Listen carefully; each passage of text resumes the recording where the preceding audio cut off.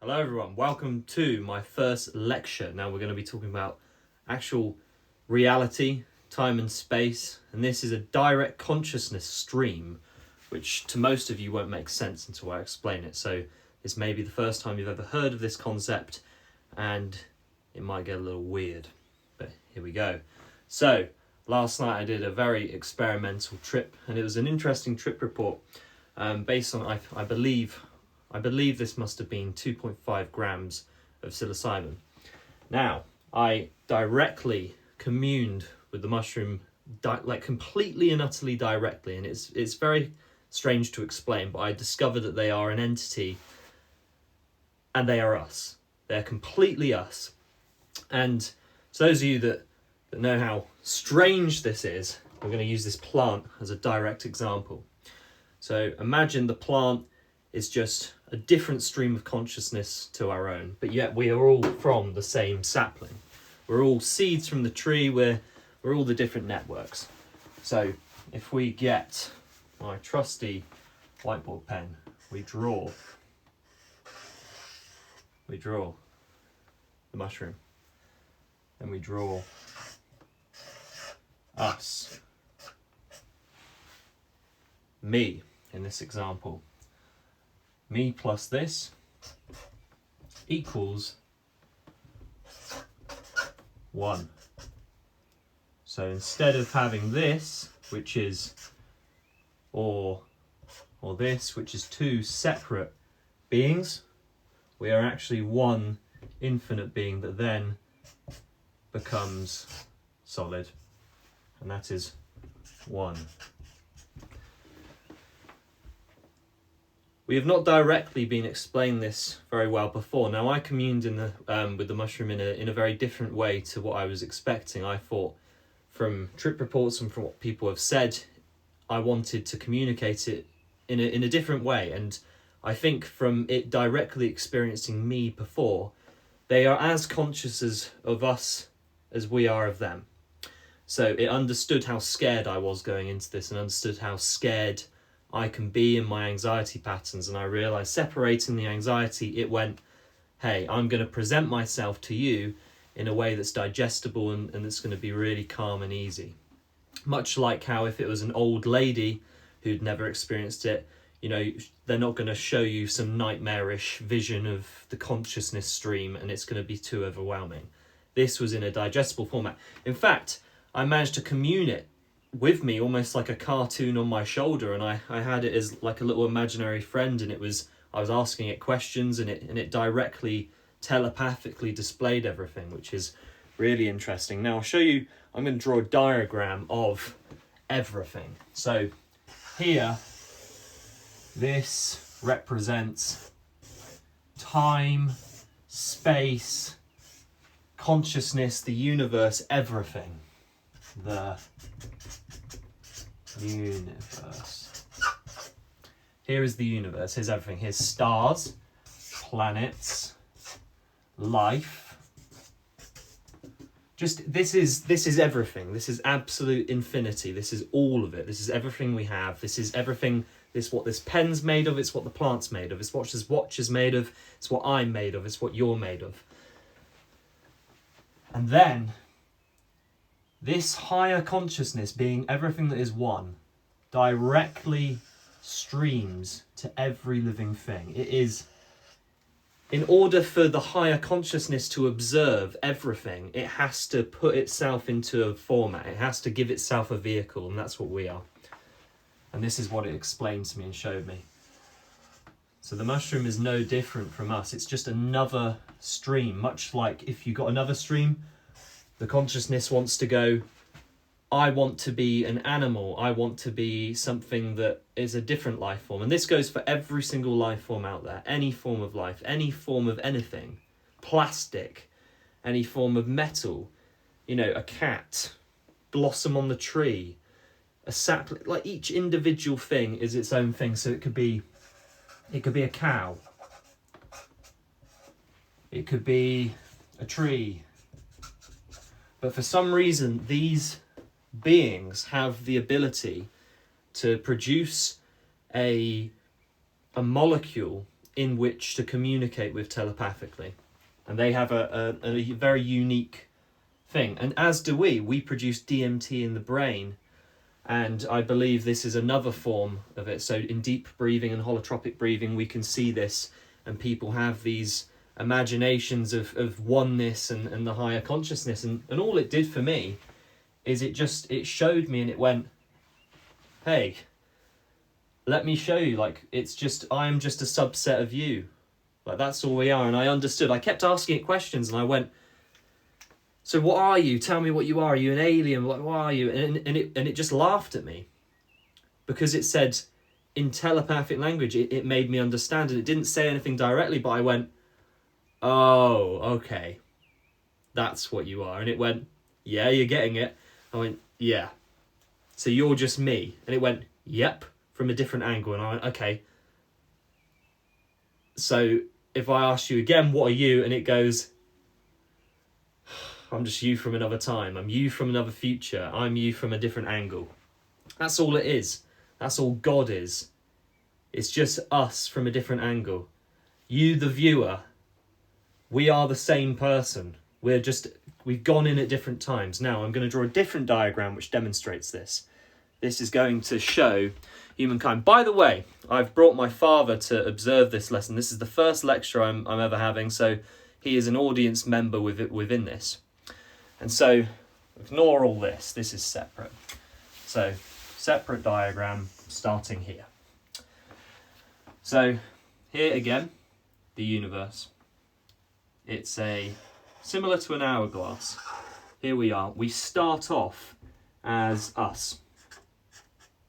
So it presents itself into us as we flow through the consciousness stream as a little living organism, maybe a sperm, and then that goes from sperm. So it goes from universe to sperm to egg to developmental baby to being to conscious alive child. So most people can't remember their childhood because it's the universe trying to work out what format am I in? Where am I? And then it begins to have feelings, it begins to understand. And this is where ego comes into play. So the ego grows. The ego grows. And the ego is just our body, our physical existence, manifested in this. So, for instance, I wouldn't want to get stabbed because that would destroy my human body, for instance. I wouldn't want to damage this. Or I don't want to be wronged, I don't want to be hurt. And this is a very human thing. Animals don't experience this to a certain extent, whereas we do. And this is because we've identified with being human so much that we believe that all we are is human. We've forgotten about the universe itself. We've forgotten what the other form we were before. So then we begin, as time goes on, we go and grow this huge human life.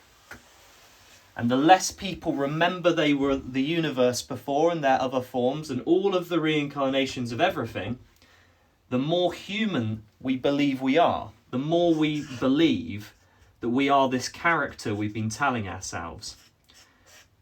The more we actually think.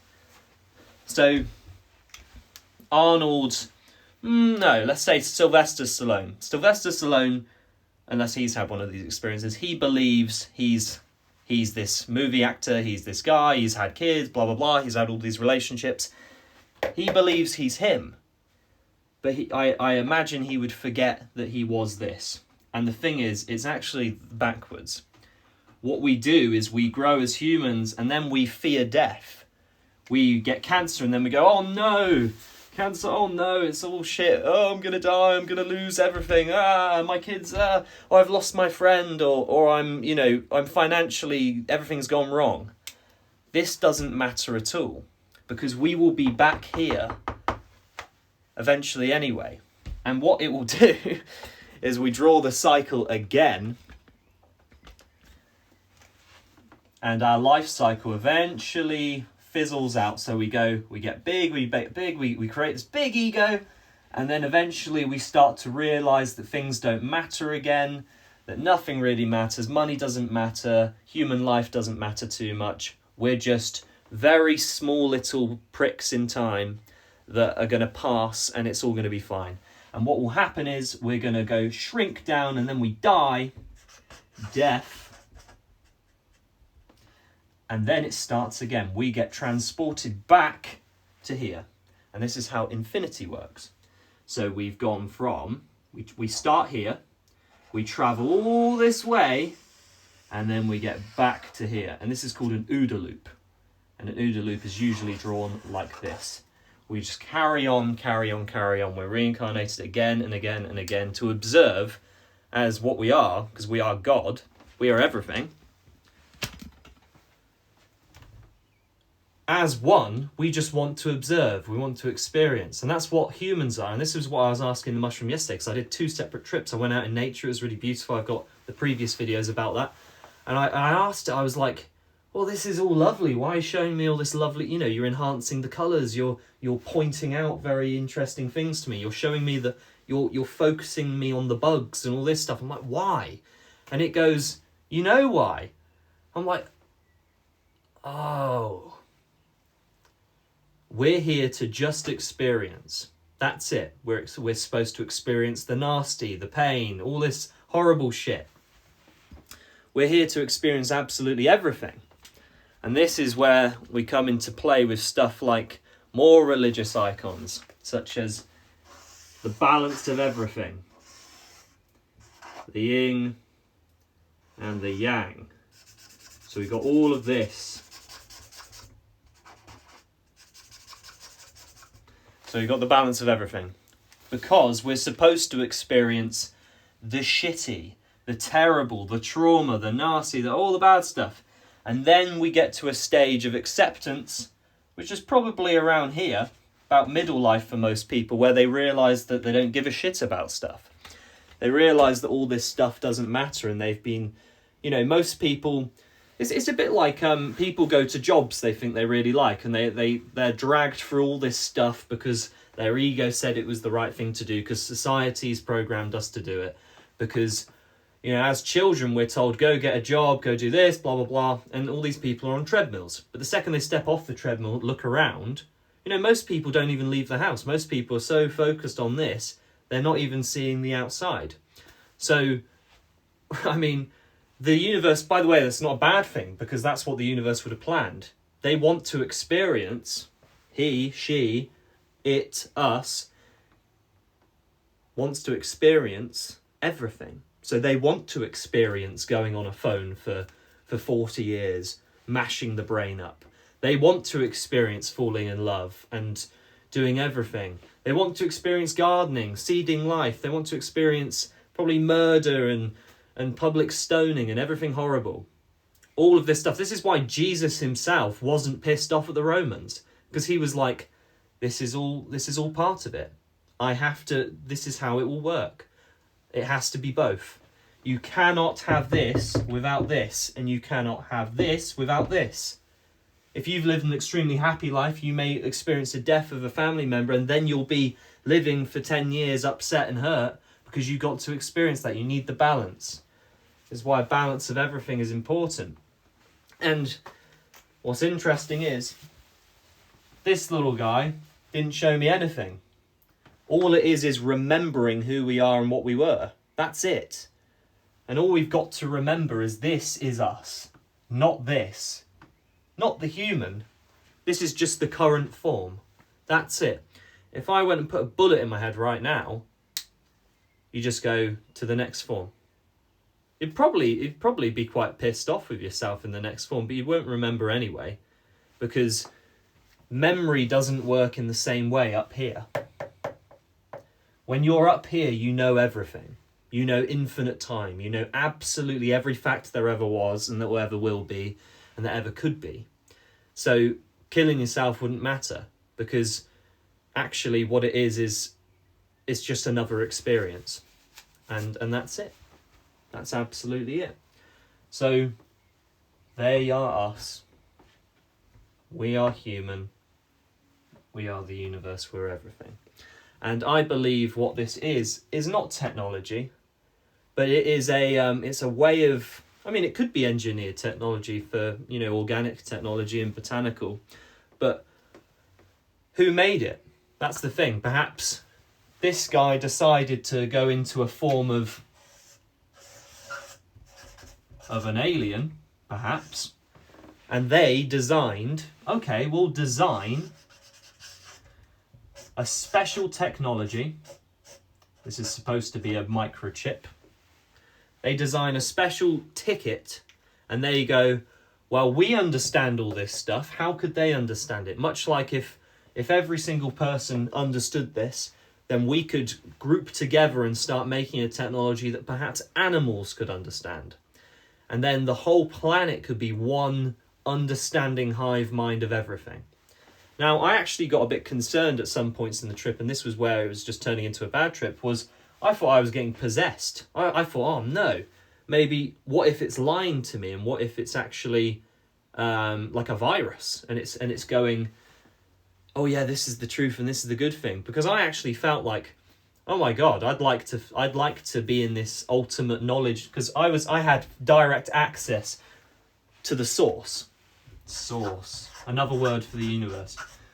I had direct access to source consciousness, and to most people they'll think, what the fuck is that? And you cannot comprehend it until you are in it, until you directly have a cable plugged into you from the direct consciousness. You will not understand. It just can't happen, because your brain cannot invent something like that. In your human sphere of understanding, you cannot. But once you plug the memory stick in, this being the memory stick, once you plug that into your mind, then you'll see. And that's it. So all this is technology. All it is a plug-in. And then you'll just be like, oh my God. Okay. And then all of a sudden, what will start to make sense in your mind is, what's the point in everything? What's the point in war? What's the point in control? What's the point in being mean to each other? And then you'll start to go, there is a point to so much. Because again, these people, there has to be evil people. There has to be a Hitler. There has to be all this stuff. There has to be a lecturer telling you this. There has to be people that experience this. And what I'm really thankful to this particular entity was, thanks for reminding me, because what you'll find is if you have one of these experiences is it won't be like you'll be talking to someone else. You'll just remember who you were before. It's not about learning something new. It's about remembering what you forgot. And it's very easy to forget because we've got a lifetime of human existence. We've had all the baby memories. We've had all the toddler memories. We've then gone through shit in childhood. And of course, this stuff stacks up. And then the actual truth is buried underneath all of it. And eventually some people might not realise or even have one of these experiences in their whole lifetime. They might not even have one until they're 60 years old. But imagine 60 years of layers of shit. Just experience. There's no way you're going to be able to dig down there. You might have it in the form of dreams. You might have certain thoughts and truths about it. But in reality, it's not going to just come into your head very easily. But then once you plug back in, you go, oh my God, I forgot it all. How did I forget? How could I forget everything? This makes no sense. Because in the womb, the child in the womb is so close to this. So close. That's where life is coming from. And everything in the universe, every single thing that's alive, is just a radio signal. I believe this is how electricity works. I believe this is why we're electric beings. And this was also kind of, I didn't ask it, I didn't get enough time to go on this topic. I might do next time. But electricity, I think this is how it works, and I think this is what Nikola Tesla was cracking. This plant has the exact same electricity as us. The soil, the metal around us, the air. There is a form of static. There is a form of frequency field all the time. And we are projecting that. That is when, from father to child to mother to child, that electrical frequency, that electricity goes into the embryo, charges and creates the life. It's just a pass on of that energy. And that's why energy cannot be destroyed. It can only be converted and transformed and transported. So what's very interesting is like we get to see the moon. We can see the moon in the sky, and that is just reflected with that energy that the sun produced, so we can see it. And then we get certain stuff from the moonlight, we get the waves, we get all of this stuff that then helps our planet, and all just it's just amazing. And here's the thing about death that might reassure you is when someone's dead, when an animal's dead and everything, their body is just the vessel. That's it. It's like a spacesuit. That's all this is.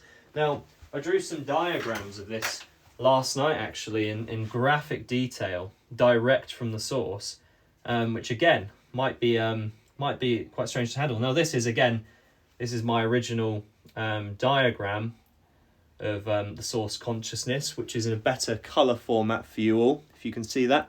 So that's time and space, directly from the mushroom, blah, blah, blah. And it's kind of like a checklist, an ingredients list. Now let's see. Now my next image, where's my next image? Where is it? There we go. So here is, and this is copied from somewhere else, this image of this person. But here's us. This is each individual soul.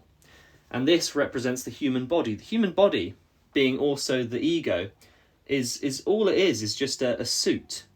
It is a suit with a feeling to it. So the suit goes over the soul, much like if we humans get in a spacesuit. Now we're in 3 suits rather than 2.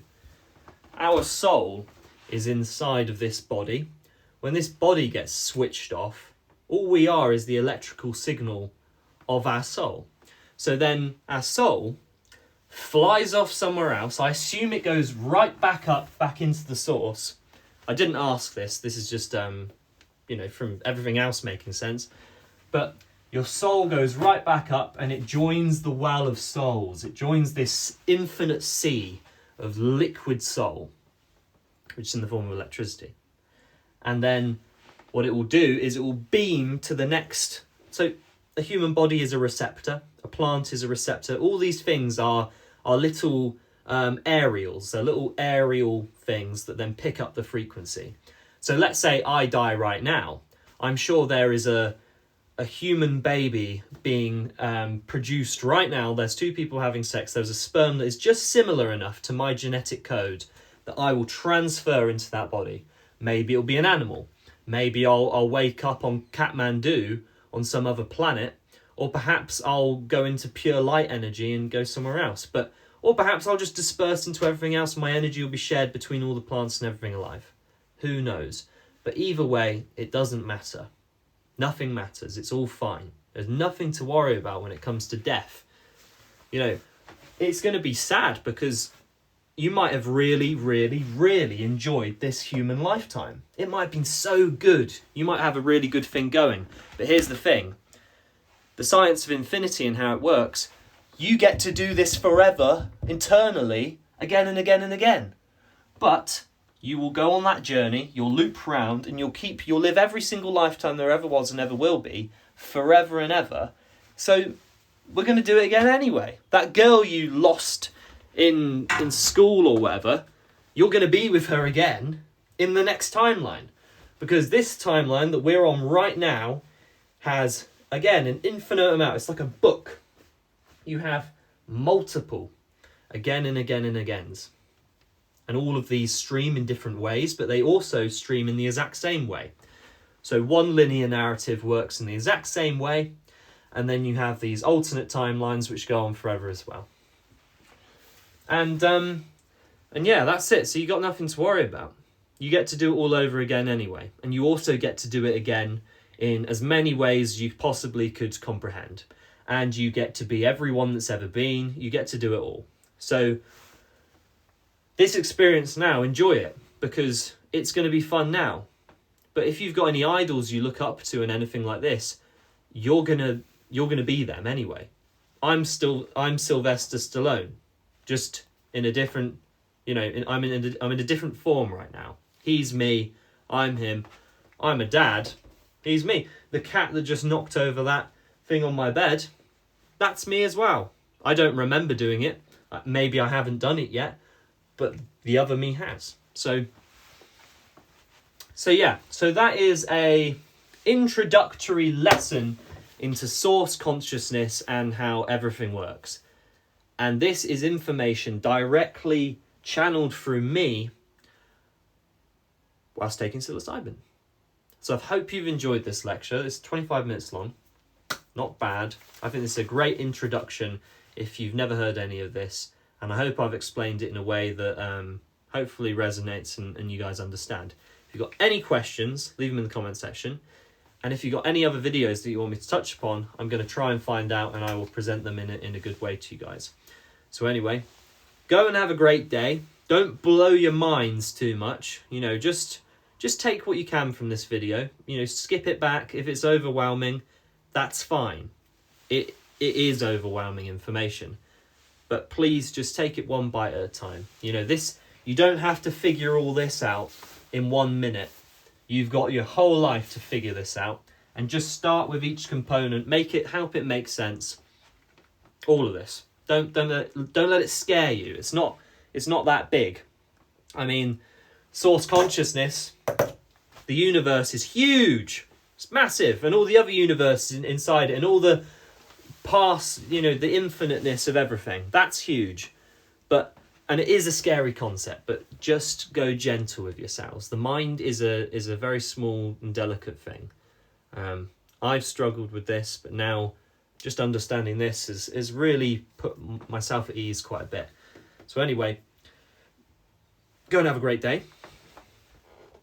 I will make more videos like this in the future. And yeah, go and enjoy. Go and have a great day. Bye.